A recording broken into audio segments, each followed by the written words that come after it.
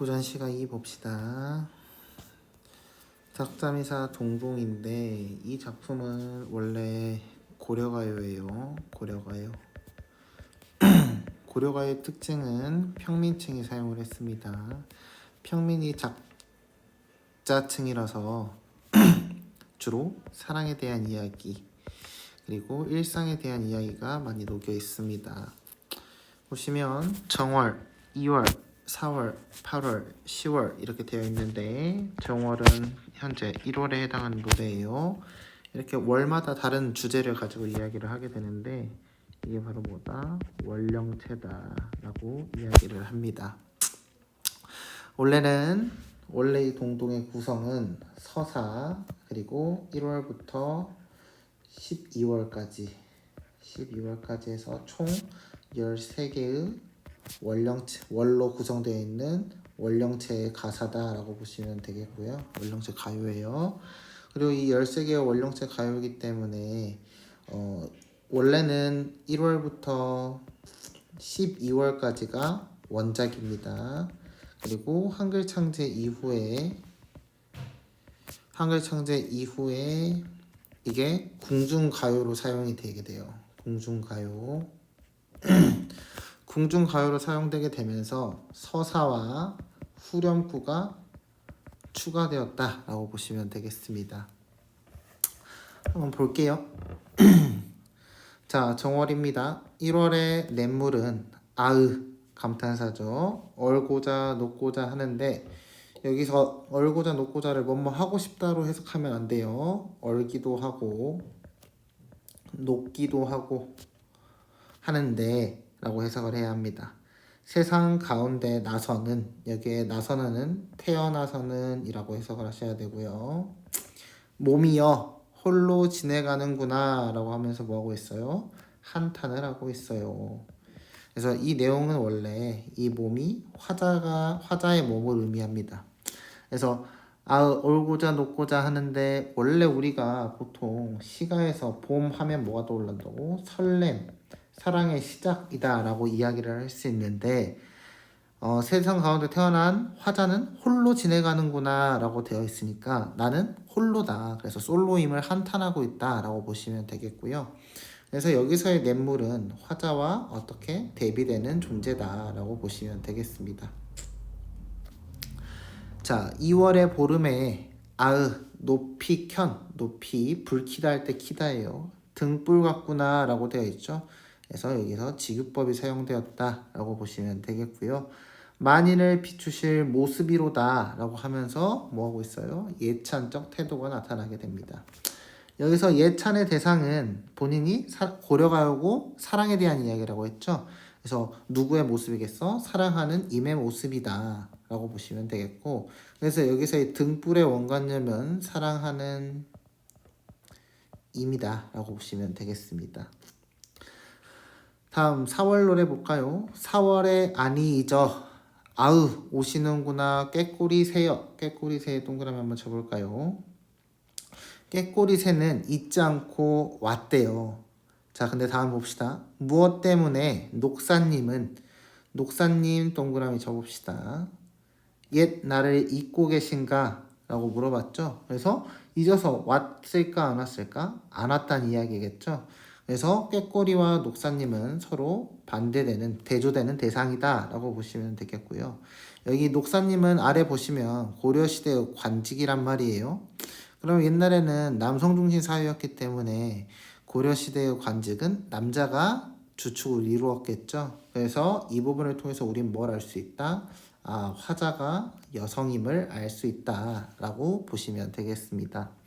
자, 근데 꾀꼬리새를 보세요. 꾀꼬리새가 안 왔는데 꾀꼬리새가 왔는데 이 온 것을 보고 왜 내 임은 안 오지? 하면서 뭐 하고 있어? 외로움이 부각되었죠. 그래서 여기서의 꾀꼬리새는 뭐가 돼야 돼? 객관적 상관물이 된다 라고 보시면 되겠습니다. 다음 8월령 봅시다. 8월 보름에 가윈날이지만 여기서의 가윈날은 풍속 명절에 대한 이야기입니다. 원래 이 동동은 전체 월령체 가사로서 전체 흐름에서 보시면 나중에 뭐 화전 붙이는 날, 그다음에 뭐 가윈날 이런 식으로 세시풍속에 대한 내용들이 들어 있어요. 그래서 여기서 가윈날은 명절이고, 자 그럼 명절인데 어때야 돼? 그럼 다 같이 함께 지내는 즐거운 명절이어야겠죠. 근데 다음을 보시면 임을 모시고 지내야지만이 오늘날이 가윈날이겠구나라고 이야기를 하고 있어요. 그러면 화자는 지금 임과 함께 있어 없어? 없겠지. 그래서 오늘날이 가윈날이라고 내가 느껴지지 않는 이유는 뭐예요? 임과 함께 하고 있지 않기 때문이다 라고 하면서 쓸쓸함을 느끼게 되는 거죠. 쓸쓸함의 정서가 드러난다 라고 보시면 되겠고요. 10월 노래 봅시다. 10월에 점여놓은, 여기서 점이다가 라는 단어가 중요한데 여기서 점이다는 잘라놓다 라는 이야기입니다. 아마 점인 마늘이라고 들어봤을 수도 있어요. 그래서 마늘을 점이다 라고 하면 원래 슬라이스처럼 이렇게 얇게 자르다 이런 내용입니다. 그래서 잘라놓은 보리수나무 같구나 라고 되어 있어요. 그럼 보리수나무 같다 직유법이 쓰였고, 여기서 보리수나무는 누굴까? 화자다 라고 보시면 되겠습니다. 그 이유는 이제 뒷부분을 보시면 되는데요. 꺾어버리신 후에 지니실 한 분이 없으시도다 라고 이야기를 하고 있죠. 뭐야?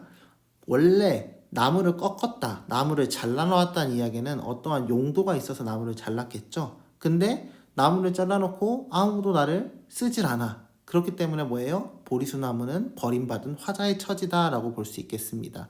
그래서 이 부분에서도 임의 부재에 대한 안타까움, 슬픔이다 라고, 한탄이다 라고 보시면 되겠습니다.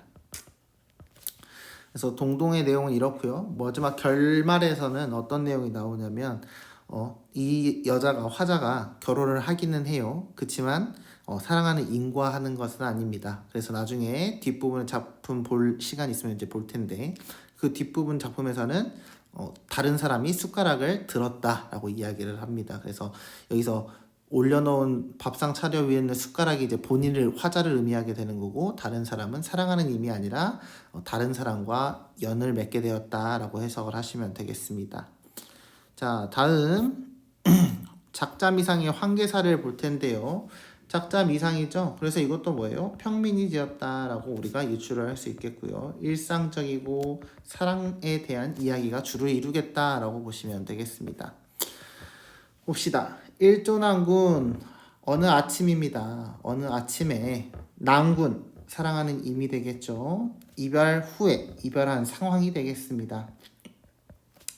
소식조차 돈절하였대요. 소식조차 돈절하였다는, 우리가 사이가 돈독하다라는 말은 뭐야? 두텁다, 흐트러지지 않을 만큼 두텁다에 대한 내용이고, 돈절은 끊어졌다인데 돈독하게 끊어졌다는 의미이기 때문에 뭐예요?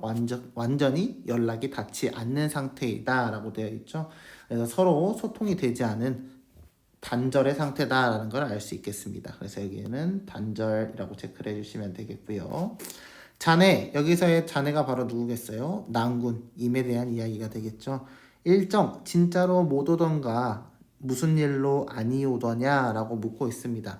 그래서 여기서부터 뭐예요? 왜 오지 않는지, 오지 않는 임에 대한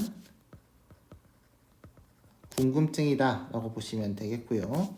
이 아해야 말을 듣소. 아해야는 돈호법입니다. 그래서 청자이기도 하고요. 돈호법이다 라고 보시면 되겠는데요. 한번 생각해 보세요. 여기서 그러면 누구한테 물어봤어? 임한테 물어봤어. 그러면 임이 청자가 되어야 한단 말이죠. 근데 여기서는 뭐야? 아해라는 단어는 아이라는 단어예요. 그래서 청자가 제3의 청자가 등장했다 라고 문제에서 나와 있었을 거예요. 그래서 이런 부분이다 라고 보시면 되죠. 이 아해야 말 듣소. 황혼 저문날에 개가 짖어서 못 오는가. 이 아해야 말 듣소. 춘수가 만사택하니 물이 깊어 못 오던가. 지금 다 뭐하고 있을까? 그래서 못 오니? 라고 하면서 D 부분에서는 사실은 뭐하고 있어요? 추측을 하고 있죠. 오지 않는 상황에 대한 추측입니다. 자, 그러면 춘수의 춘 한번 체크해 보시고요. 이건 봄이죠. 계절적 배경이 드러났다. 하운, 하의 동그라미, 이거 그러면 여름이다 라고 보시면 되겠습니다. 자, 그러면 봄과 여름을 통해서 무슨 말을 하고 싶었을까? 봄과 여름이 지났는데도 왜 오지 않는가라고 이야기를 하고 있습니다. 그래서 시간이 지나도 오지 않는 임에 대해서 뭐하고 있다? 추측을 하고 있다라고 보시면 되겠고요. 이제 여기서 배경 지식을 하나 알아야 되는데 이 택이라는 단어가 있어요. 이 택이라는 단어가 있는데 이 택은 연못이라는 의미입니다. 연못이라는 의미고 이 연못이라는 의미를 가진 한자 말들이 좀 있어요. 지, 택, 못, 담 이렇게 네 가지 정도가 있습니다. 이 네 가지가 다 나오면 연못에 관련한 단어구나 라고 생각을 하시면 되겠습니다. 그래서 봄물이 만사택 가득해 사방에 가득하여 물에 연못에 가득하여 물이 깊어서 못 오던가 라고 해석이 되는 거고 하운이 다기봉하니는 여름의 구름입니다. 다기봉 그래서 뭐 산봉우리에 가득 껴서 가득 낄 만큼 산이 높아서 오지 못하는가 라고 추측을 하고 있죠. 이 아해야 말뜻소 한 곳을 들어가니 육관대사 성진이는 석교상에서 팔선녀를 데리고 희롱한다 라는 부분이거든요. 원래 이 부분은 구운몽에서 차용한 부분이에요. 뒤에 문제에서 나왔겠지만 구운몽에서 차용한 부분입니다. 근데 이 구운몽은 고전소설이거든요. 그럼 봐봐. 위에서 실컷 왜 못 오니? 라고 물어봤죠. 근데 갑자기 구운몽의 소설 내용이 나왔어. 그럼 이 부분은 되게 원래 주제의식과 좀 동떨어져 있기 때문이거든요. 그래서 이 주제의식과 동떨어져 있는 부분을 우리는 주로 뭐라고 하냐면은 당시에 유행했던 혹은 그 당시에 여러 사람들이 이제 구전되어 오던 것들 그래서 그런 것들을 한마디로 우리가 트렌드를 따라간다고 생각하면 돼요. 트렌드를 따라가는 부분이다 라고 보시면 되고요. 물론 또 다른 사람은 이렇게 해석하는 경우가 있습니다. 원래 육관대사 성진이는 원래 그 불자거든요. 그러니까 스님의 길을 걷는 친구예요. 근데 이 친구가 석교상에서 팔선녀를 데리고 가는 거는 이제 여자랑 논다라는 의미이기 때문에 원래는 불교에서 금기시 여기는 사항입니다. 그러면 한눈 파는 게 되는 거겠죠. 그래서 한눈 팔아서 안 오냐? 라는 그 화자의 의심이 들어갈 수도 있다라고 볼 수도 있다는 거죠. 그래서 이 부분은 이제 뒷부분 문제에서는 유행과 트렌드에 해당하는 내용이었다라고 했지만 또 다른 해석으로는 오지 않는 이미 한눈 팔고 있는 것은 아닌가 하고 생각을 할 수도 있다라고 보시면 되겠습니다. 지어자 좋을시고 자 병풍에 그린 황계수탁입니다. 황계의 황 밑줄 여기에는 시각 노란색이기 때문이다 라고 보시면 되겠고요. 수탉이 두 나래는 날개입니다. 자 그러면 이 말은 뭐야? 이렇게 병풍이 있는데 이 병풍에 닭이 한 마리가 그려져 있었대. 닭이 한 마리가 그려져 있었는데 이 닭이 날개를 치고 자른 목입니다. 자른 목은 짧은 목이에요. 길게 빼어 긴 목을 애후리요. 이 내용은 닭이 이렇게 있으면 짧은 목을 길게 빼서 목을 애후린다. 이 부분은 원래 뭐예요? 그 꽃기호 하고 울기 위한 준비 동작에 대한 내용이에요. 그래서 애후리라는 동그랗게 고개를 돌린다 이런 의미입니다. 사경 1점입니다. 사경 1점이라는 단어가 고전 시가에 나오면 경정법에 해당하는 거고요. 이 경전법은 시간을 표시하는 방법이다 라고 보시면 되겠습니다. 그래서 사경 1점에 날새라고 꽃기호 울려걸든 오려는가 라고 되어 있죠. 그래서 너 이때 올 거야? 라고 이야기를 하고 있는데 여기서 핵심 포인트는 두 가지가 있어요. 두 가지가.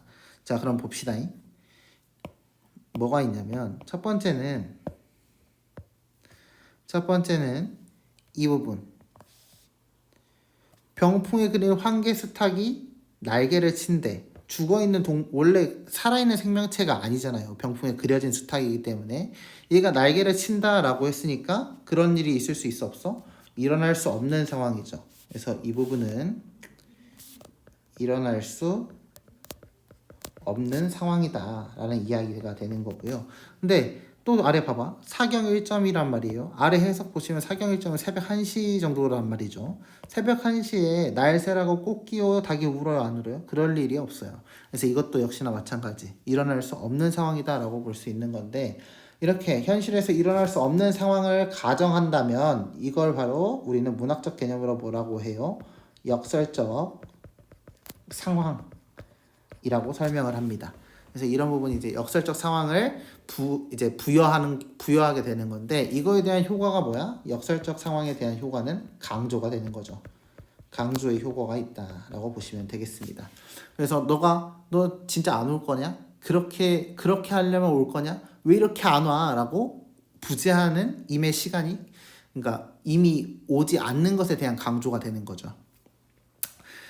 자, 그래서 자네 어이하여 그리하여 아니 오던가 너는 죽어서 여기서의 너는 임이 되겠고요. 황하수가 되고요. 나는 죽어서 도대선이 되겠대요. 나가 화자겠죠. 그래서 도대선, 황하수, 선, 배입니다. 그래서 물과 배니까 함께 계속 떠놀고 싶다라는 의미가 되는 거죠. 이 부분은. 그래서 밤이나 낮이나 낮이나 밤이나 서로 반대되는 시어들을 반복했습니다. 이걸 통해서 이건 뭐예요? 항상이라는 의미를 강조하고 싶었던 거죠. 바람 불고 물결 치는 대로 어이쿠 두둥실 떠서 노자라고 되어 있으니까 우리 함께 놀자라고 이야기를 하고 있죠. 그래서 이 부분은 임과 만나면 늘 함께 하고 싶은 되겠습니다.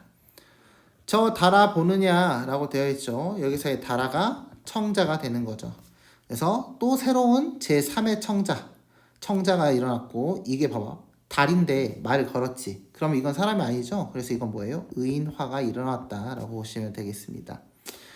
임 계신 곳에 명의를 빌리려면 여기서의 명의는 밝은 빛입니다. 달빛이에요. 이걸 빌려주려면 나도 보고 싶다라는 이야기죠. 이 아이야 말 듣소 추월의 추 동그라미 쳐주시고 가을에 해당하는 내용이다 라고 보시면 되겠고요. 추월이 양명위하니 그래서 가을 달이 너무 밝아서 눈이 부셔서 못 오던가 라고 하면서 뭐 하고 있어요? 여기에서 다시 추측이 일어나고 있다 라고 보시면 되겠습니다. 어디를 가고서 네가 아니 오더냐 지오자 좋을시고 하면서 이 작품이 마무리가 됐습니다.